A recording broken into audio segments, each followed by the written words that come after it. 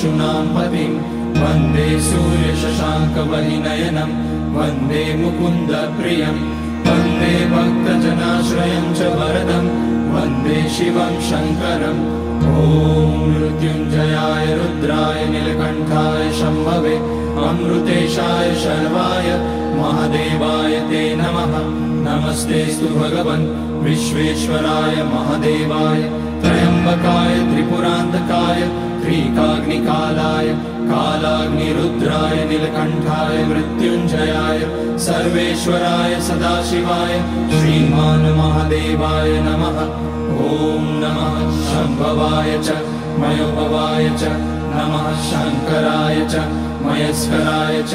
नमः शिवाय च शिवतराय च ॐ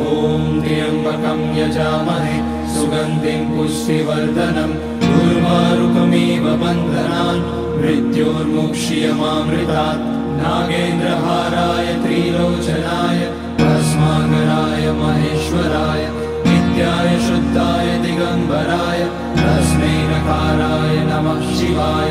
मन्दाकिनी सलिलचन्दनचर्चिताय नन्दीश्वर प्रमथनाथ महेश्वराय मन्दार पुष्य बहुपुष्य सुपूजिताय तस्मै मकाराय नमः शिवाय शिवाय गौरी वदनाब्जवृन्द सूर्याय रक्षाध्वरनाशकाय श्रीनीलकण्ठाय वृषध्वजाय तस्मै शिकाराय नमः शिवाय वसिष्ठकुम्भोद्भगौतमार्य मुनीन्द्रदेवार्चितशेखराय चन्द्रार्कवैश्वानरलोचनाय तस्मै वकाराय नमः शिवाय